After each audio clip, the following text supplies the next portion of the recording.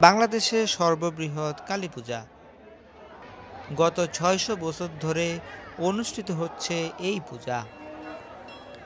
প্রতি বছর এই কালী পূজায় দূর দূরান্ত থেকে লক্ষ লক্ষ সনাতনী হিন্দুর মহামিলন হয়। গত কয়েক বছরে প্রায় ৫ লক্ষের অধিক সনাতনী হিন্দুর সমাগম হয়েছে এই ঐতিহ্যবাহী কালী পূজায়। প্রতি বছর চৈত্র মাসে এই কালী পূজা অনুষ্ঠিত হয়। পূজা উপলক্ষে ১০ দিন ব্যাপী মেলা বসে এই স্থানে। হরে কৃষ্ণ, জয় কালীমাতা। সুপ্রিয় ভক্তবৃন্দ, আমি আজ আপনাদের সাথে বাংলাদেশের সর্ববৃহৎ ঐতিহ্যবাহী শেখরনগরের শ্রী শ্রী রক্ষাকালী মায়ের বাৎসরিক পূজা উৎসবের দৃশ্যপট তুলে ধরব এই ভিডিওতে। গত কয়েক বছর আপনারা এই রক্ষাকালী মায়ের পূজা দর্শন করেছেন।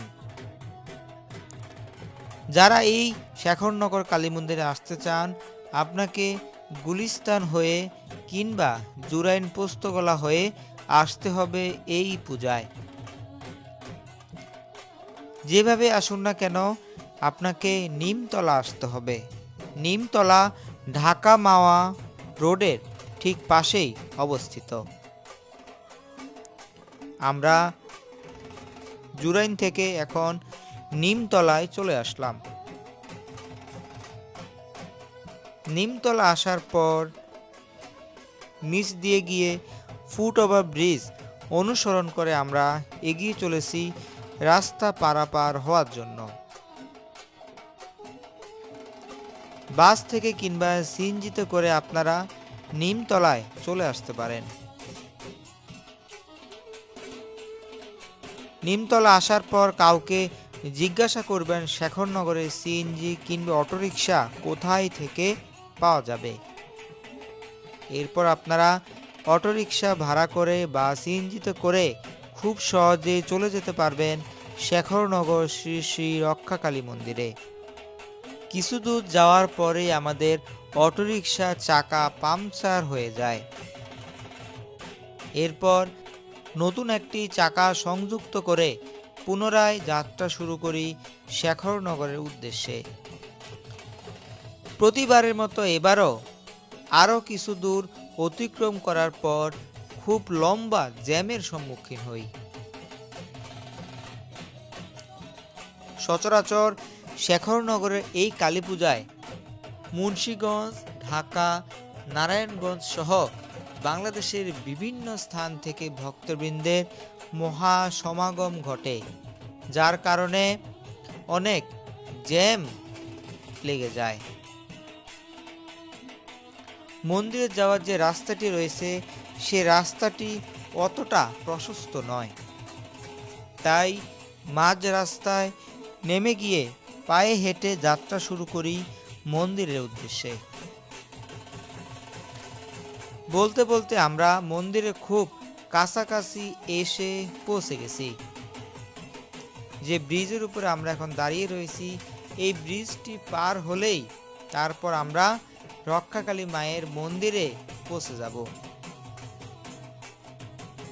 পূজা উপলক্ষে দেখতে পাচ্ছেন ব্রিজের উপরে অনেক দোকানপাট বসেছে। ব্রিজটি যে খালের উপর বিস্তৃত, সে খালটিতে অনেক নৌযান আপনারা দেখতে পাচ্ছেন। এই সকল নৌযানে করে মুন্সিগঞ্জ সহ বিভিন্ন চর অঞ্চল এবং বিভিন্ন স্থান থেকে ভক্তবৃন্দগণ পানি মাধ্যম ব্যবহার করে আসেন এই শেখরনগরের রক্ষাকালী পূজায়। আমরা এগিয়ে চলেছি সামনের দিকে। বরাবরই মেলা আমার খুবই পছন্দের। ছোটকাল থেকে বাড়ির আশেপাশে কিংবা পাশের গ্রামে যেখানে মেলা বসতো ছুটে গিয়ে মেলা দেখতাম। ছোটবেলার অভ্যাস অনুসারে এখনো তেমন একটা পরিবর্তন আসেনি আমার মধ্যে। বিভিন্ন ধর্মীয় স্থানে যে কোনো মেলা বসলে কিংবা মন্দির এবং তীর্থস্থান দর্শন করতে আমার খুবই ভালো লাগে। এখন আপনারা যে দৃশ্য দেখতে পাচ্ছেন, মূলত এখান থেকে এই সকল পশু সংগ্রহ করে, ছাগ সংগ্রহ করে রক্ষাকালী মায়ের চরণে বলি দেওয়া হয়, যেটি বলতে আমার ভেতরটা কেঁপে উঠল। এই বিষয়ে পরে কথা হবে। এখন আমরা এগিয়ে চলছি মন্দিরের দিকে। যতই সামনের দিকে যাচ্ছি ততই ভিড়ের মধ্যে যেন হারিয়ে যাচ্ছি। গত কয়েক বছরের চেয়ে এইবার মনে হচ্ছে ভক্তবৃন্দের আগমন অনেকটাই বেড়েছে। মন্দিরে যাওয়ার যে রাস্তাটি রয়েছে, রাস্তাটি এমনিতে অনেক সরু। এই সরু রাস্তার মধ্যে পূজা উপলক্ষে দুই পাশে বিভিন্ন দোকানপাট বসার কারণে আরও প্রশস্ততা কমে যায়, যার কারণে ভক্তবৃন্দদের চলতে অনেক অসুবিধা হয়। আপনাদেরকে এখন মন্দিরটির পূর্ণ পরিচিতি প্রদান করি। এই মন্দিরটির নাম শ্রী শ্রী রক্ষাকালী মন্দির। মন্দিরটি অবস্থিত বাংলাদেশের ঢাকার মুন্সিগঞ্জের শেখরনগরে। বাংলাদেশ সহ বিশ্বের যে কোনো প্রান্ত থেকে আপনি যদি এই মন্দিরে আসতে চান, তাহলে আপনাকে আসতে হবে রাজধানী ঢাকার 20 কিলোমিটার দূরে অবস্থিত নিমতলায়। নিমতলা খুবই পরিচিত একটি নাম। যে কোনো বাসে করে কিংবা ঢাকা থেকে সিএনজিতে করেও আপনি সহজেই চলে আসতে পারেন এই স্থানে। নিমতলায় আসার পর সেখান থেকে আপনারা অটোরিকশা কিংবা সিএনজিতে করে এই শেখরনগর রক্ষাকালী মায়ের মন্দিরে চলে আসতে পারবেন। সুপ্রিয় ভক্তবৃন্দ, আমরা ইতিমধ্যেই মন্দিরের মূল গেট অতিক্রম করে এখন ভেতরে অবস্থান করছি। মন্দিরের বাইরের চত্বরটি অত্যন্ত প্রশস্ত জায়গা নিয়ে অবস্থিত। রক্ষাকালী মায়ের পূজা উপলক্ষে সম্পূর্ণ মন্দিরটিকে খুব সুন্দরভাবে আলোকসজ্জা দ্বারা সজ্জিত করা হয়েছে। পুরুষ এবং মহিলার জন্য ভিন্ন ভিন্ন প্রবেশদ্বার দেওয়া থাকলেও কিন্তু এত ভক্তবৃন্দের মহাসমাগম হয়েছে যে পুরুষ এবং নারী মহিলা সকলেই একসঙ্গেই প্রবেশ করছেন মায়ের মন্দিরে। কিছু দূর গিয়ে আমি থমকে যাই। ভাবতেছিলাম কিভাবে মায়ের প্রতিমা পর্যন্ত পৌঁছাবো। এতটা ভক্তবৃন্দের ভিড় ছিল যে বলার অপেক্ষা রাখে না। অনেক ভিড় ঠেলে কিছু দূর সামনে গেলাম। সামনে গিয়ে এখান দিয়ে প্রবেশ করা যাবে কিনা দেখলাম। অনেকক্ষণ দাঁড়িয়ে থেকেও যখন ভেতরে প্রবেশ করার কোনো মাধ্যম বা ওয়ে খুঁজে পাচ্ছি না, তখন অন্য পথের কথা চিন্তা করলাম। ডান দিকে তাকাতেই একটি রাস্তা দেখতে পেলাম এবং সেই সাথে একটি গেট দেখতে পেলাম। অনেককে দেখতে পেলাম সেই গেট দিয়ে তারা ভেতরে প্রবেশ করছেন। আমিও সেই পথ অনুসরণ করে মন্দিরের ভেতরে যেতে চেষ্টা করব। মায়ের মন্দিরের সামনে চত্বরটা আপনাদেরকে সম্পূর্ণ ঘুরিয়ে দর্শন করালাম। দেখতে পাচ্ছেন 3টি গেট রয়েছে। 3টি গেট দিয়েই ভোগ সংগ্রহ করা হচ্ছে। সকলেই মায়ের সন্তুষ্টি বিধানের জন্য ভোগ অর্পণ করছেন। একটু আগে যে রাস্তার কথা বললাম, সে রাস্তা ধরে এখন মন্দিরের ভেতরের দিকে এগিয়ে চলছি। অবশেষে আমরা মন্দিরের গর্ভগৃহে বা মূল নাট মন্দিরে এসে উপস্থিত হলাম। এই হচ্ছে বৈষ্ণবী জননী শ্রী শ্রী রক্ষাকালী মাতা। আপনারা এখন প্রাণ ভরে মায়ের শ্রীমুখ দর্শন করুন। ঢাকা থেকে অনেক কষ্ট করে এইবার আসতে হয়েছে এই রক্ষাকালী মায়ের মন্দিরে। প্রথমত মাঝপথে গাড়ির চাকা পাংচার হয়ে যাওয়া, এরপর আবার প্রায় কয়েক কিলোমিটার পায়ে হেঁটে আসা, সকল কিছুর সার্থকতা নিহিত হয়েছে যখন মায়ের মূল মন্দিরে এসে পৌঁছাই। সুপ্রিয় ভক্তবৃন্দ, খুব কাছ থেকে জুম করে আপনাদেরকে মায়ের শ্রীমুখ, মায়ের হস্ত, সেই সাথে সকল অলঙ্কারে সজ্জিত মায়ের দিব্য রূপ আপনাদেরকে দর্শন করাচ্ছি।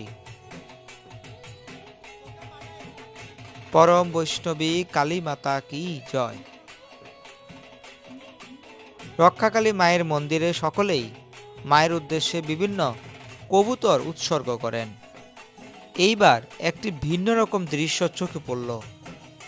যখনই কেউ একটি কবুতর উৎসর্গ করছেন মায়ের চরণে, তৎক্ষণাৎ সেই কবুতরটি যদি উপরে উড়ে না গিয়ে কোনোভাবে নিচে পড়ে বা কারো গায়ের মধ্যে পড়ে, দেখা গেল কিছু যুবক ছেলে মেয়ে মন্দিরের ভেতরে অবস্থান করছে, তারা সেই কবুতরটিকে ঝাপটে ধরে নেয়, এরপর আবার সেই কবুতরটিকে বিক্রি করে দেয় ভক্তদের কাছে। মন্দির কর্তৃপক্ষের দৃষ্টি আকর্ষণ করছি, এটি একদমই অনুচিত। যেই কবুতর একবার অর্পণ হয়েছে সেটি পুনরায় ভেতর থেকে ধরে নিয়ে আবার বিক্রি করা, এটি ঠিক নয়। ভিডিওর এই পর্বে আমরা যেই স্থানে অবস্থান করছি এটি হচ্ছে প্রদীপ প্রজ্বলন স্থান। এই স্থানে সকলেই শ্রী শ্রী রক্ষাকালী মাতার উদ্দেশ্যে প্রদীপ নিবেদন করছেন। যতই সন্ধ্যা পার হয়ে রাত হচ্ছিল, ততই ভক্তবৃন্দের আগমনে মুখরিত হচ্ছিল শ্রী শ্রী রক্ষাকালী মায়ের মন্দির প্রাঙ্গণ। সাধারণত রাত 12 ঘটিকায় শ্রী শ্রী রক্ষাকালী মায়ের বাৎসরিক পূজা অনুষ্ঠিত হয়। আর এই পূজাকে কেন্দ্র করে সারা রাত ব্যাপী লক্ষ লক্ষ সনাতনী হিন্দুর ভিড় থাকবে এই মন্দিরে। এখন দেখতে পাচ্ছেন একটি ছাগলকে নিয়ে যাওয়া হচ্ছে মায়ের মন্দিরের ভেতরের দিকে। ভিডিও শুরুতে আমরা দেখতে পেয়েছিলাম যে ব্রিজের উপরে অনেক ছাগল বা অনেক পশু বিক্রি করা হচ্ছে। মূলত ব্রিজ থেকে সেই সকল পশুকে বা ছাগ সংগ্রহ করে মায়ের চরণ কমলে বলি দেওয়া হয়। সুপ্রিয় ভক্তবৃন্দ, শ্রী শ্রী রক্ষাকালী মাতা হচ্ছেন পরম বৈষ্ণবী। শাস্ত্রের কোথাও নেই যে মা রক্ত মাংস গ্রহণ করেন। সকল দেবদেবী তারা হচ্ছেন ভগবানের পরম ভক্ত। বিষ্ণু প্রসাদ ব্যতীত তারা কোনো কিছু গ্রহণ করেন না। একটু আগে আমরা যেই দৃশ্যটি দেখতে পেলাম, এটি সম্পূর্ণ একটি হৃদয় বিদারক দৃশ্য। রাত 12 ঘটিকায় যখন পূজা শুরু হবে, পূজা শেষ হওয়ার পরই এই সকল পশুর প্রাণ কেড়ে নেওয়া হবে মায়ের সন্তুষ্টি বিধানের জন্য। একটিবার ভেবে দেখুন তো, আমি, আপনি, আপনারা সকলেই মায়ের সন্তান। রক্ষাকালী মাতা হচ্ছেন জগৎ জননী। তিনি কিভাবে সন্তানের প্রাণের বিনিময়ে সন্তুষ্ট হতে পারেন? তাই আপনারা কৃপাপূর্বে এই সকল কার্য থেকে বিরত থাকবেন। কলিযুগে এই ধরনের কার্য সম্পূর্ণরূপে বর্জনীয়। সুপ্রিয় ভক্তবৃন্দ, আমরা এই মুহূর্তে বের হয়ে পড়লাম মেলা দেখার জন্য। প্রথমে যেখানে আসলাম, এই স্থানে ভোগের বিভিন্ন সামগ্রী বিক্রি করা হচ্ছে। হরেক রকমের মিষ্টি জাতীয় ভোগের আয়োজন করা হয়েছে এই স্থানে। ভক্তরা এখান থেকে মিষ্টি জাতীয় বিভিন্ন প্রকারের ভোগ সংগ্রহ করে শ্রী শ্রী রক্ষাকালী মাতাকে অর্পণ করছেন, নিবেদন করছেন।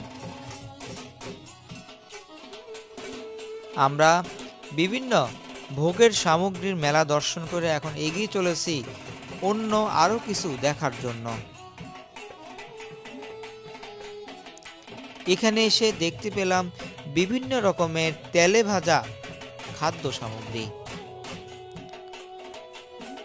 বিরাট বিরাট পাত্রের মাঝে খুব সুন্দরভাবে সাজিয়ে রাখা হয়েছে ক্রেতাদের দৃষ্টি আকর্ষণের জন্য। এই রক্ষাকালী মায়ের পূজায় যারা আসেন বেশিরভাগ ভক্তবৃন্দ বাড়িতে যাওয়ার সময় বাড়ির অন্যান্য সদস্যদের জন্য নিয়ে যান এই সকল খাদ্য সামগ্রী। পরবর্তীতে আমরা মেলার আরো ভিতরে প্রবেশ করলাম আরো কিছু দেখার জন্য। কিছু দূর যাওয়ার পর দেখতে পাই এখানে বিভিন্ন রকমের খেলনা সামগ্রী সাজিয়ে রাখা হয়েছে বিক্রির জন্য। দেখতে পাচ্ছেন বিশেষ করে ছোট শিশু কিশোরদের জন্য বিভিন্ন খেলনা সাজিয়ে রাখা হয়েছে। আমরা ঘুরে ঘুরে দেখছি এখন মেলা প্রাঙ্গণ। আরো কিছু দূর যাওয়ার পর আমরা একটু মোড় নিয়ে আরো ভিতরে প্রবেশ করার চেষ্টা করছি। এখানেও অনেকগুলো খাবারের স্টল বসেছে। সুপ্রিয় ভক্তবৃন্দ, আপনারা যারা এখন ভিডিওটি দেখছেন কেমন লেগেছে আপনাদের এই ভিডিও কমেন্টে জানাবেন এবং কে কোন জায়গা থেকে আজকের এই ভিডিওটি দেখছেন সেটিও জানাবেন।